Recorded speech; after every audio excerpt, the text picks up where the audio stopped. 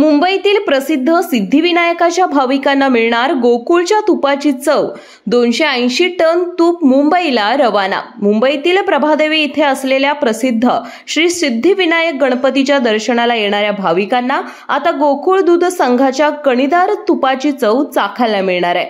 आज सुमारे 280 टन तुपाचे पहिले कंटेनर गोकुळचे अध्यक्ष नवीद मुश्रीफ यांनी श्रीफळ वाढवून मुंबईला रवाना केले।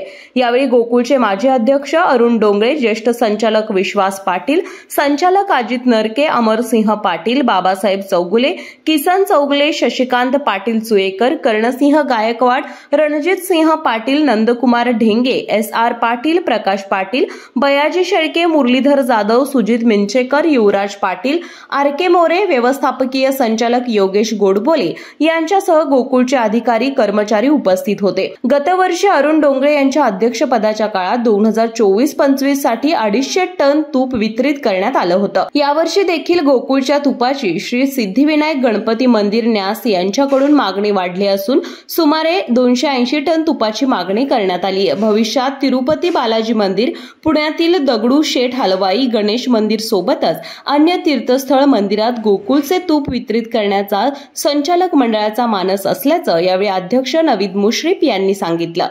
आज सिद्धिविनायक ट्रस्ट मुंबई यांना जे तूप लागणार होतं ते गोकुळच्या गेल्या वर्षी 2024-25ला 250 टन आपण पुरवठा केला होता आणि ह्या वर्षी 25-26 साठी 280 टन म्हणजे विक्रीमध्ये आमची वाढ झाली आहे तुपाच्या।